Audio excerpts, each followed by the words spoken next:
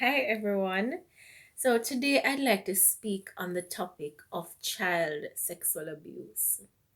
And I have a certified question.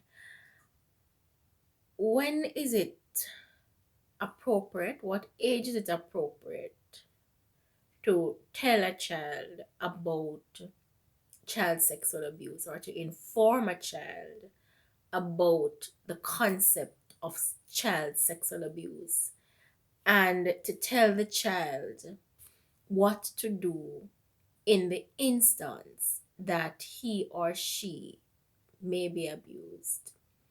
There are some parents who will tell their children pretty early what it is and what to do. Some parents will tell their children at from age 2, from the child they realize that the child has some level of awareness. They will begin to tell the child that if anyone touches you, so you have some parents who will teach the child about the various body parts. I know they do it in preschool too. Will teach a child about their body parts and things like that. You have some parents who will teach the child about the various body parts for the purposes of informing the child about the sexual abuse and what to do in the instance that he or she may be abused. You have some parents who will say, if anyone touches you on this is your vagina or this is your penis, or they say this is your private part, or whatever it is that they name it. You have some parents who will tell the child some things, and give them particular names or whatever, and tell the child that if anyone touches you here, you need to tell mommy, tell grandma, tell daddy, tell grandpa, tell, or whatever it is that the family structure is. They'll inform the child to inform an adult. But the reality, and that's good, that's excellent, it's absolutely excellent. But the realities are that there are many parents who don't inform the children about sexual abuse and what to do. There are many children who don't know. And these are the children who are at a greater disadvantage because now they're left up that if in the event this thing were to ever happen to this child, they have to now contend. They have this burden upon them carrying, and they don't know what to do with it. They don't know how to approach it. They don't know what to do. There's some adults who cannot understand and cannot fathom and will say, whenever it is discovered that a child is molested or has been molested over a period of time, you will hear some adults say, how is it that this child stands there and keeps allowing this man to call her or call him in the room and to keep molesting him or her over such a long period of time without telling anyone? There are many adults who are flabbergasted, who are confused too about how is it that the child could be there going through that for so long and have never said anything. But what we need to understand as adults is that a child and the sexuality and the sexual awareness too of a child is not as developed as an adult. It's not even developed because God and nature gives us what we can handle at the time when we are ready for it. So the fact is that whenever a child is being sexually abused, the abuse usually starts very early, where the child's awareness and awakening as to what sex is has not yet come to the fore. They don't know what sex is. They don't know what intimacy is. They don't know what a sexual touch is. And so when they begin to experience the sexual touch, they cannot figure out what it is. They can't figure out what it is that this man is doing to me. What is this that daddy is doing to me, or uncle is doing to me, or the neighbor, or whomever. They're still trying to figure it out. It's just almost like us coming across a foreign object, like a spaceship, a real life spaceship that you stumbled upon. You see it. You're going to be trying to figure out what this thing is. You will be there for a long, long time because it's not something that you are accustomed to. It's not something that is in your awareness. It's not something that is in your consciousness. You don't know what it is. So it's going to take you a long time to figure out what it is before you can actually take action. And it's the same thing with the children. They genuinely don't know what is happening. There's some of them, they know that it feels uncomfortable, but they don't know what to do about it because this might be a man that has authority. And as a matter of fact, it's the hierarchy. Children are children and they're cultured to obey adults. It is how they're cultured and nature designs it that they rely upon us. And so when an adult that this child is relying upon for his or her safety then turns and begin to molest the child cannot fathom what is going on. And so parents have to begin to do a lot more to educate their children.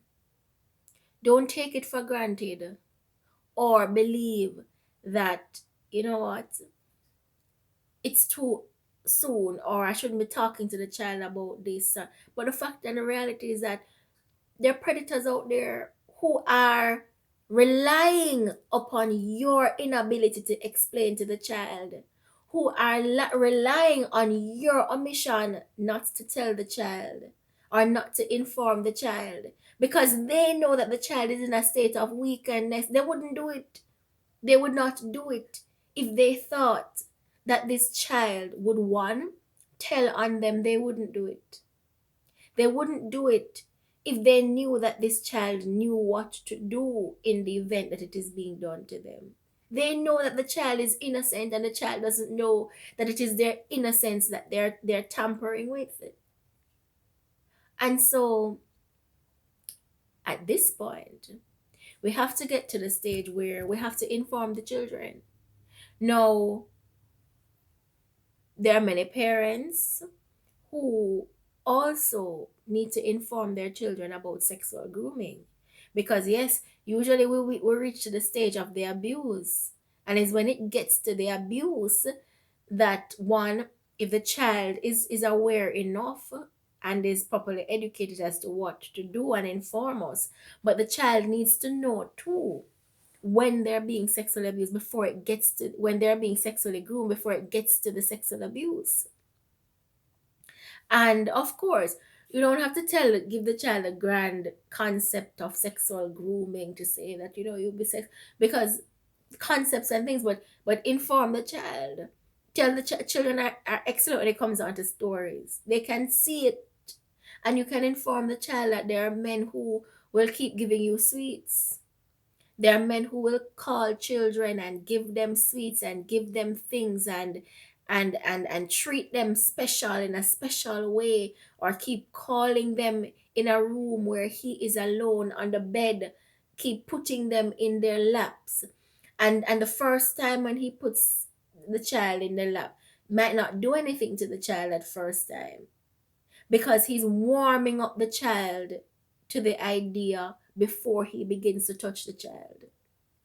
There are many of them who warms up the child to them, warms up the child before they begin to do anything. You have some men who will be sexually grooming the child for years, and the child is not aware of it. Neither are the adults. Because this man might be giving the child things over a specific period of time, be treating the child in a special way, and because too, it is usually that is how we treat children. We give them things, we want to hold them and things like that. So the predators will capitalize on that.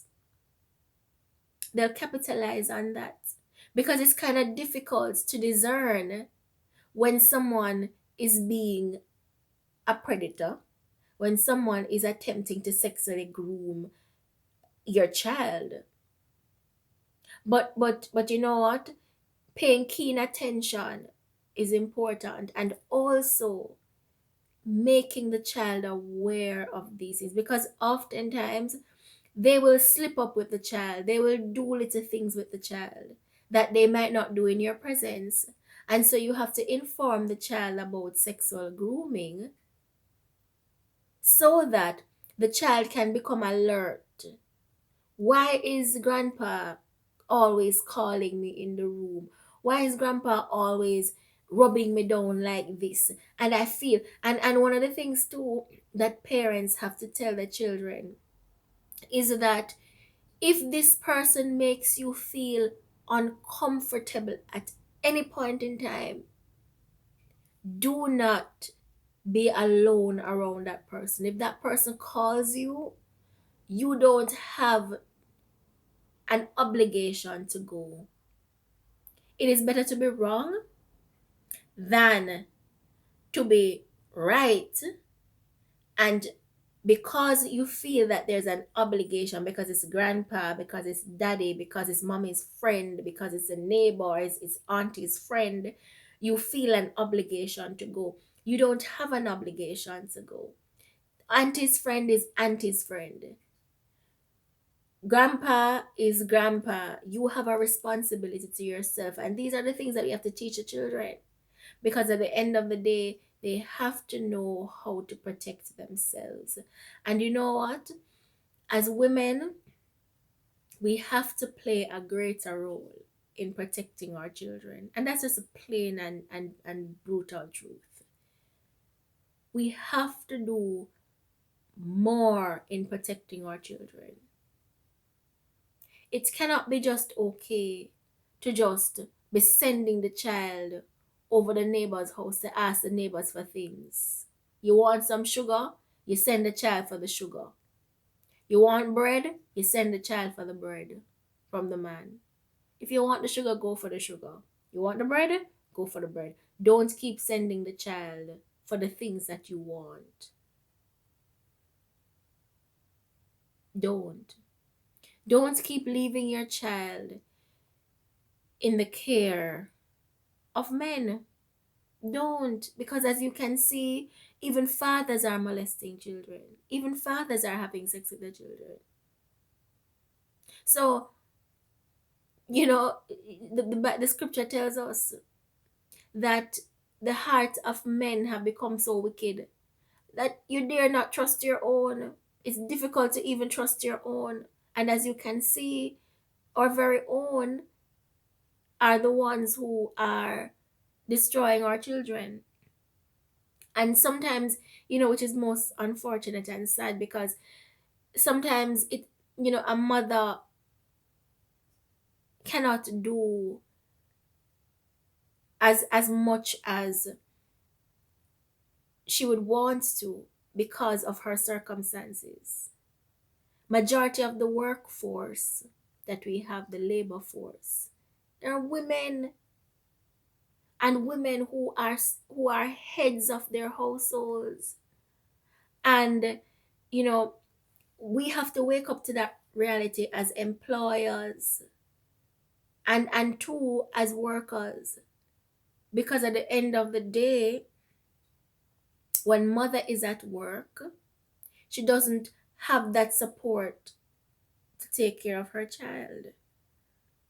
And so employers are going to have to begin to look at what they can do to alleviate and to assist, because the level of abuse as far as our children are concerned, and sexual abuse, it's rising to an unacceptable level where it's destroying our young women, it's destroying our boys. And so all hands must be on deck as far as this is concerned. And the men who are impregnating the women and leaving them by themselves with the children, you have to stop. You are destroying your nation. You are destroying your race. We're self destructing. We're self destructing. And so, you know, many persons may have the views and may be confused about why the children are sitting there and accepting the molestation. They don't know what to do. They don't know what to do. And as adults, we have to tell them what to do in the event so that they are better able to protect themselves. Because at the end of the day, remember, they are not yet awakened. They are waiting instructions from us. They're just learning. They're just coming out of their cocoon, out of out of the mother's womb. They're just waking up to life and coming out and learning and stumbling. They don't know what to do. So we as adults who have the experience and the knowledge, we are going to have to begin to arm them with the knowledge and impart the experience so that they know what to do, because they don't know what to do. Set up a system around your child or your children so that it's a 1-2 thing.